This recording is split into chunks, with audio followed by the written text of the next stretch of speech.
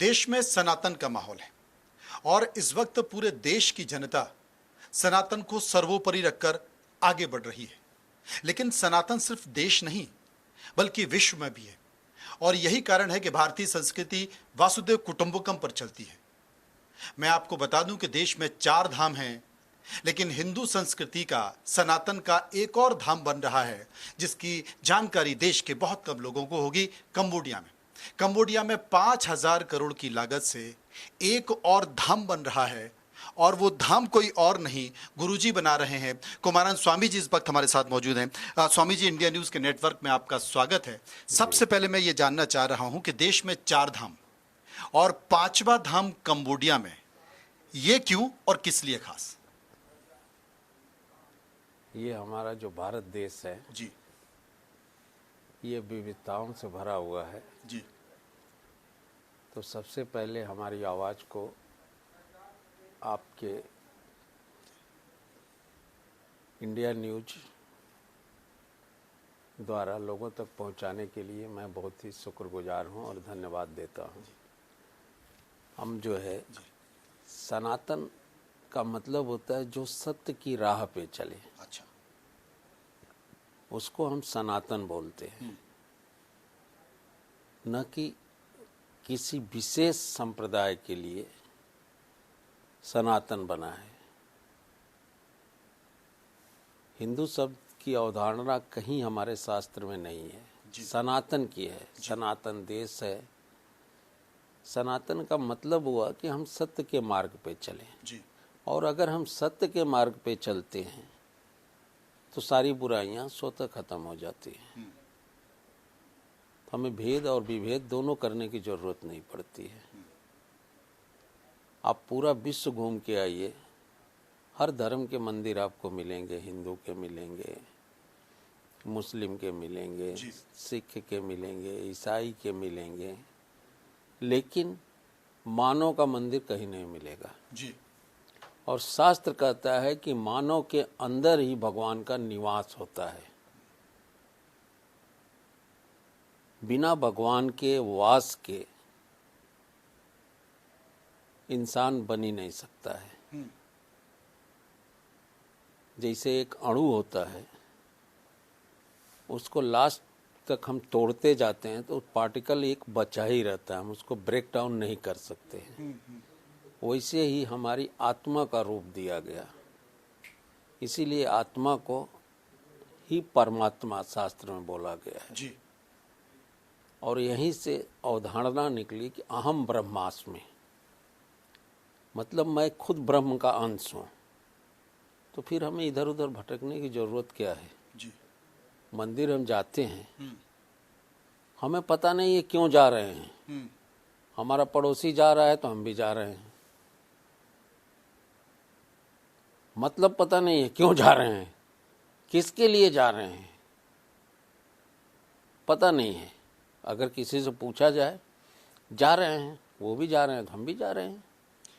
तो इसके लिए सबसे पहले अपने आप को जानने की जरूरत है। अगर हम अपने आप को जान लें तो मंदिर और भगवान को भी जान लेंगे जी। अगर स्वतः हम अपने आप को जागृत कर लें तो भगवान को अपने आप पहचान लेंगे हम। ठीक है। तो इस पहचान की जरूरत है और सनातन को इसीलिए आज जरूरत है कि हमारे वेस्टर्न कंट्री में अभी हमारे देश से ज्यादा लोग जागरूक हैं सनातन के लिए। बिल्कुल। उनको अब एहसास हो रहा था कि भारत ही ज्ञान का, विज्ञान का सर्वोपरि प्राचीन काल से देश है। लोग आज अणु बम, परमाणु बम की बात करते हैं, हमारे महाभारत काल में ही अणु बम की बात हुई थी। रामायण में भी बात हुई है। तभी लिखा गया है कि भगवान राम ने एक बाण से पूरे समुद्र को सुखाने की ताकत प्रकट किया था जी। तो समुद्र देवता आए तो वो क्या था, एटम बम ही था। नॉर्मल से तो नहीं हो सकता है। तो हमारी संस्कृति बहुत साल आगे थी। अब बीच में लोगों ने गुलाम बना बना के लोगों की, हमारी भारतीयतों की मानसिक को ही गुलाम बना दिया। मानसिक रूप से हम गुलाम हो गए जी। कोई आया, 5 हूड़ आए, हम शरणागत बैठे हुए थे कि भाई हमें गुलाम बना लो। अंग्रेज आए 5, हम तैयार हैं। अरे उनको पीट पीट के मार के भगा दिए होते ना, हैं? वो भी नहीं कर पाते, सुसाइड कर लेते। लाश के ऊपर तो राज नहीं करते ना। ठीक बात। कैसे हो गया इतने साल? हमारे देश में अगर अकूत संपदा नहीं होती तो 200 साल अंग्रेजों ने लूटा, हजारों साल और लोगों ने लूटा, मुगलों ने लूटा, और आज भी मजबूती के साथ और खड़े हैं। आज भी मजबूती के साथ हम करे हैं। विश्व अर्थव्यवस्था को हम आज भी टक्कर दे रहे हैं। 100 दुनिया का 1/3 पॉपुलेशन, हम क्या नहीं कर सकते हैं? लेकिन एक सही रास्ता दिखाने वाला होना चाहिए। तो ये रास्ता आपने कैसे दिखाया? रास्ता स्वतः भगवान हमें दिखाते हैं, हम रास्ता नहीं दिखाते हैं। हमें आपको मिलना है, ये तय है, डेस्टिनी है हमारी, कोई किसी को मिलवा नहीं सकता है। जब इतनी छोटी सी चीज पे भगवान ध्यान रखते हैं, अरबों साल पहले का आप किसी का फिंगरप्रिंट का रिसर्च करिए, वो नहीं मैच करेगा, अरबों साल। तो और लोग बोलते हैं भगवान नहीं है, इंसाफ नहीं है। अरे सब कुछ है, क्या चीज नहीं है?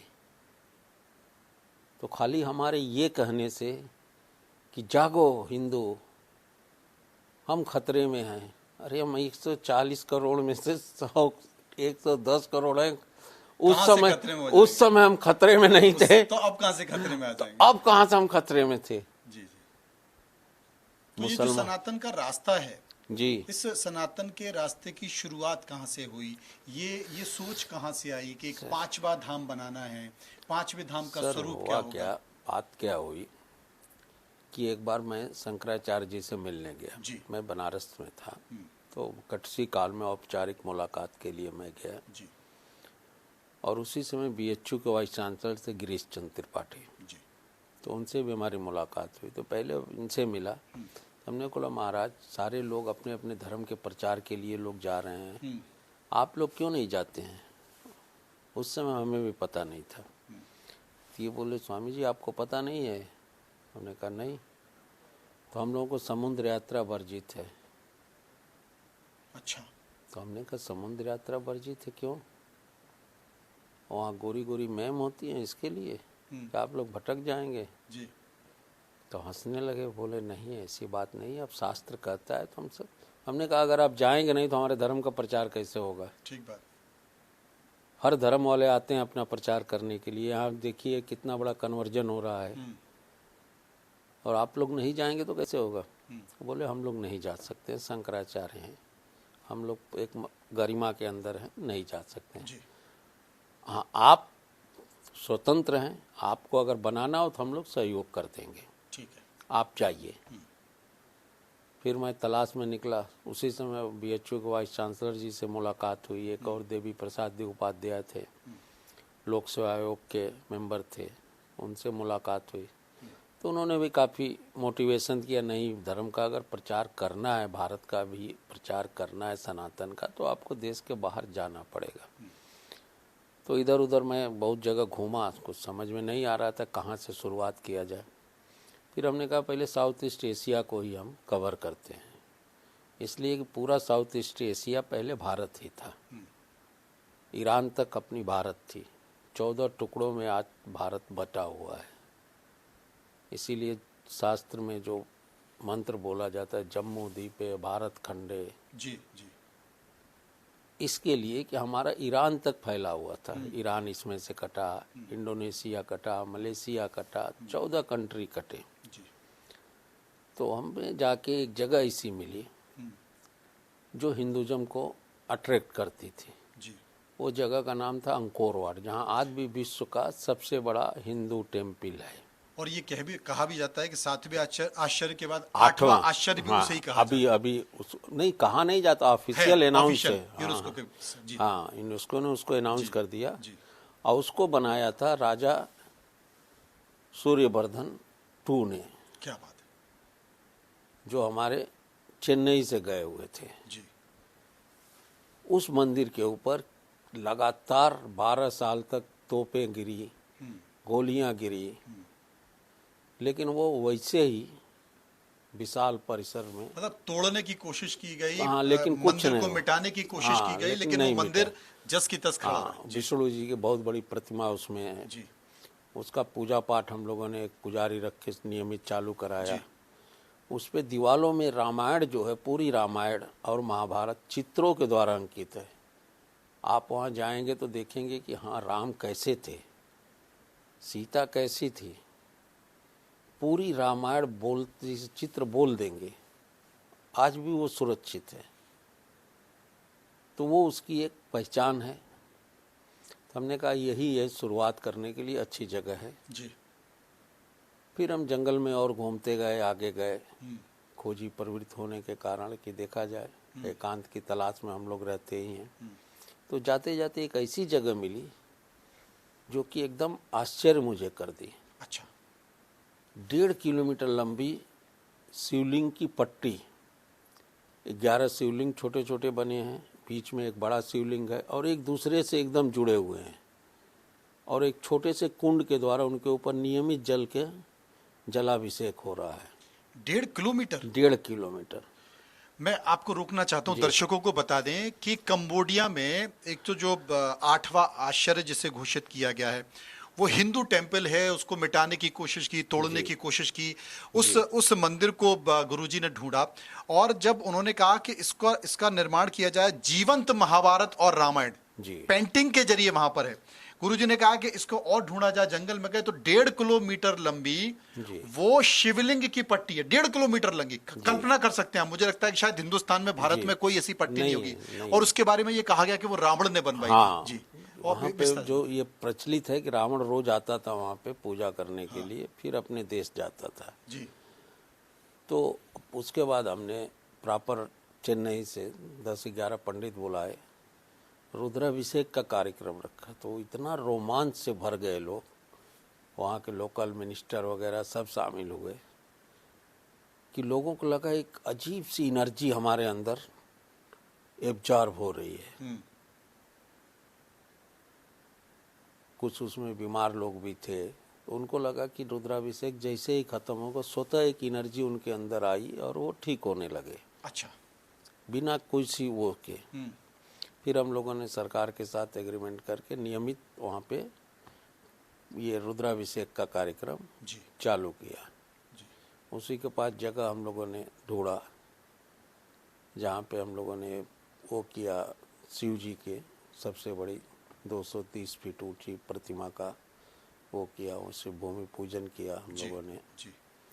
तब तक कोरोना आ गया, तो 2-3 साल कोरोना में काम बंद हो गया, अभी फिर शुरू हुआ जो है।